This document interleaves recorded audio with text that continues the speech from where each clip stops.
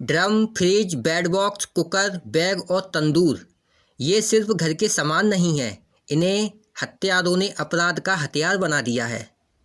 ये वो दिल दहला देने वाले तरीके हैं जिनका इस्तेमाल पिछले कुछ वर्षों में कत्ल के बाद लाश को छुपाने के लिए या ठिकाने लगाने के लिए किया गया है। कहीं लाश के टुकड़े बैग में मिले, कहीं कुकर में उबाले गए, तो कहीं सीमेंट में दबा दिए गए। ये सभी कहानियाँ आपको अंदर से झकझोर देंगी। नमस्कार, मैं अंकित स्वागत करता हूँ आपका अलर्ट इंडिया के एक और नए एपिसोड में। अगर आपको यह वीडियो पसंद आए तो प्लीज़ लाइक, शेयर, सब्सक्राइब करना ना भूलें। इस वीडियो में हम हाल ही में हुई उन भयावह घटनाओं के बारे में बात करेंगे जिनमें लाश को ठिकाने लगाने के लिए तंदूर, बैग, कुकर, ड्रम जैसे तरीकों को अपनाया गया। एक घटना ऐसी थी जहां मर्डर के बाद लाश को तंदूर में बेरहमी से जला दिया गया। एक घटना ऐसी भी थी जहां अपराधी ने हत्या के बाद लाश के टुकड़े कर फ्रिज और बैग में रखा। इसके बाद एक घटना में तो एक साथ कई लाशें बेड बॉक्स में मिलीं। जहां अक्सर लोग अपने घर का सामान रखते हैं, वहां लाशें रखी गईं। और अभी हाल ही की घटना तो आप जानते ही होंगे, जिसमें लाश के टुकड़े कर ड्रम में भरकर ऊपर से सीमेंट का घोल डाल दिया गया। चलिए वन बाय वन इन सभी घटनाओं को देखते हैं। वीडियो में अंत तक बने रहिए। जैसा कि आप जानते हैं, मेरठ के सौरव कुमार राजपूत मर्डर केस ने लोगों को सन्न कर दिया है, जहां पत्नी ही अपने पति की कातिल बन गई।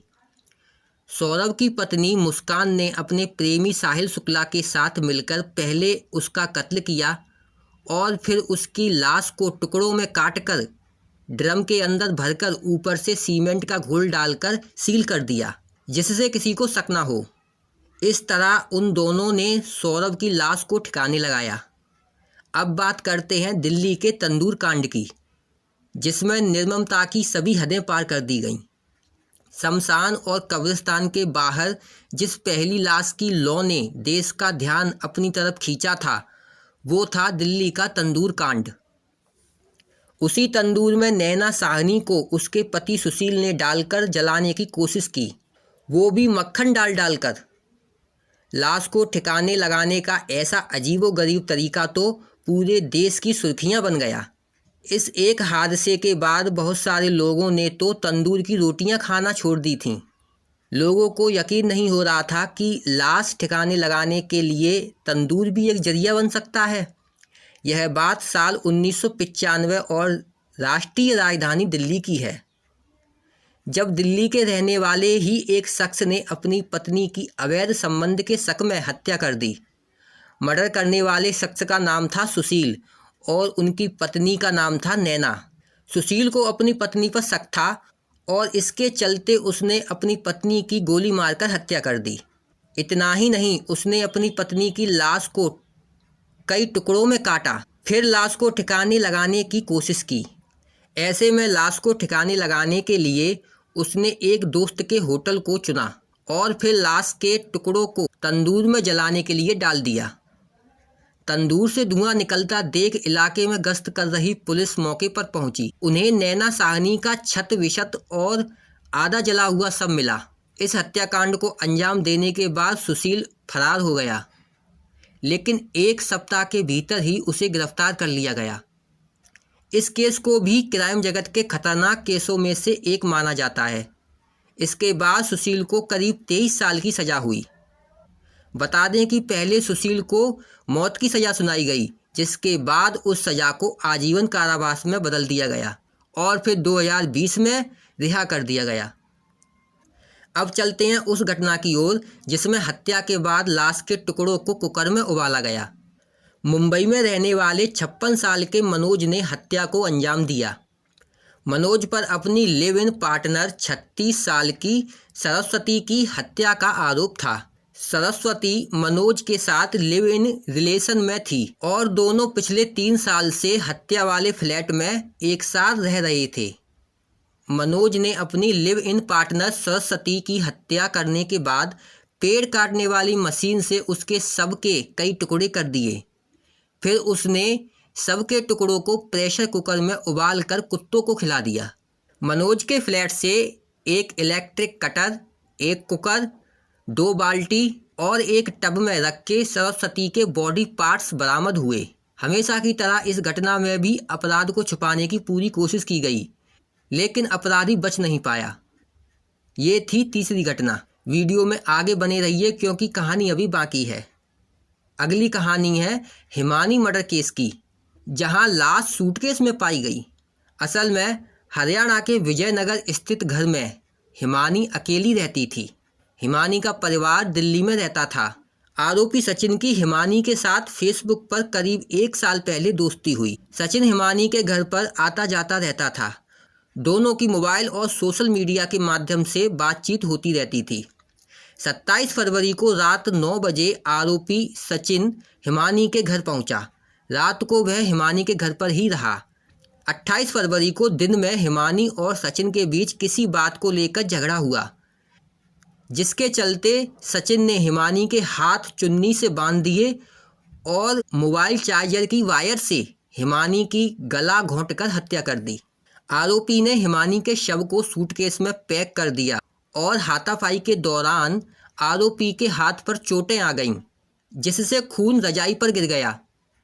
आरोपी ने सबूत मिटाने के लिए रजाई का कवर उतारकर उसे भी सूटकेस में शव के साथ पैक कर दिया।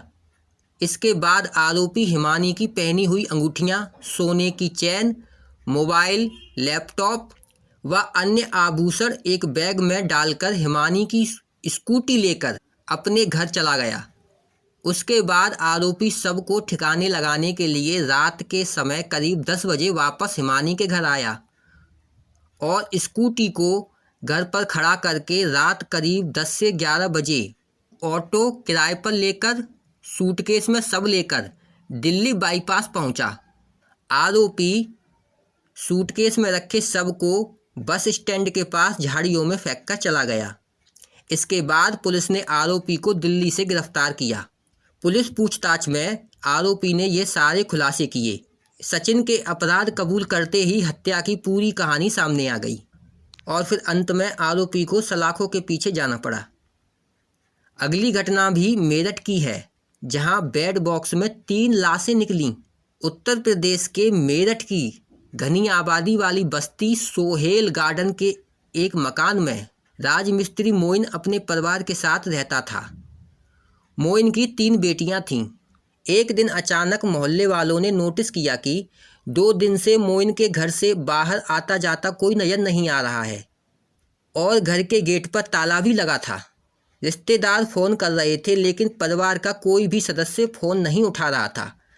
घबराए हुए रिश्तेदार आखिरकार घर पहुंचे और दरवाजे पर लगा ताला तोड़ा।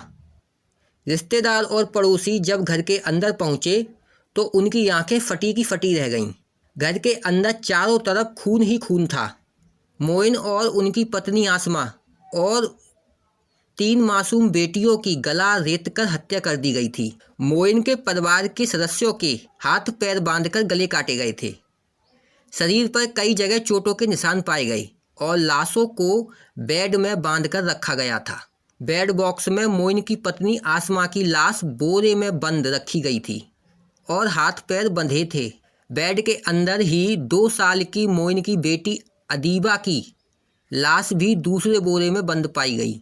मोइन की 2 बेटियां 8 साल की अफसा और 4 साल की अजीजा की लाशें भी बेड के अंदर ही मिलीं। बेड के पास चादर की गठरी में मोइन की लाश बंधी हुई पाई गई। सभी के सिर पर किसी भारी चीज के वार के निशान पाए गए थे। इस प्रकार एक परिवार की निर्मम हत्या कर दी गई। अपराधियों को मासूम बच्चियों पर भी रहम नहीं आया।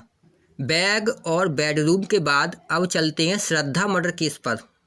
दिल्ली के एक घर के फ्रिज से जिस दिन से श्रद्धा टुकड़ों में बाहर आई, ना जाने कितने ही कातिलों ने लाश छुपाने के लिए फ्रिज को ही अपना हथियार बना लिया। यह कहानी शुरू होती है 2019 से। आफ्ताब और श्रद्धा 2019 में एक डेटिंग ऐप पर मिले और वो दोनों उसी साल से लिव इन में रहने लगे थे। श्रद्धा के परिवार के मुताबिक दोनों मुंबई के एक कॉल सेंटर में भी साथ काम किया करते थे, लेकिन मई 2022 से वह दोनों दिल्ली में रह रहे थे। श्रद्धा आफ्ताब के बीच धीरे धीरे झगड़े बढ़ने लगे। एक दिन बात यहाँ तक पहुँच गई कि आफताब ने गुस्से में 18 मई 2022 को श्रद्धा की गला दबाकर हत्या कर दी। इसके बाद उसने शव के कई टुकड़े किए। कत्ल के 2 दिन बाद आफताब एक 300 लीटर का फ्रिज लेकर आया ताकि वह श्रद्धा के शव के कटे हुए टुकड़ों को उसमें रख सके। इसके बाद अगले 16 दिन तक आफताब रोज़ देर रात घर से बाहर निकलता था और महरौली के जंगल में शव के टुकड़ों को फेंक आता था। यानी उसने 16 दिनों तक लाश के टुकड़ों को फ्रिज में रखा। वह धीरे धीरे इन टुकड़ों को ठिकाने लगा रहा था। उसने घर में अगरबत्ती जलाकर रखी थी ताकि घर से शव की बदबू ना आए। यही नहीं, आफताब ने घर से खून साफ करने के लिए केमिकल का उपयोग किया। आफताब श्रद्धा के सोशल मीडिया अकाउंट को भी चलाता रहा और उसके दोस्तों से भी बात करता रहा ताकि किसी को शक ना हो। लेकिन इतना सब करने के बाद भी वह पुलिस से बच नहीं पाया और सलाखों के पीछे उसे जाना ही पड़ा। इन कहानियों में ताबूत भी शामिल है। हम सब जानते हैं कि ताबूत में मुर्दों को लिटाया जाता है, पर कमबख्त कातिलों ने ताबूत को भी नहीं बख्शा।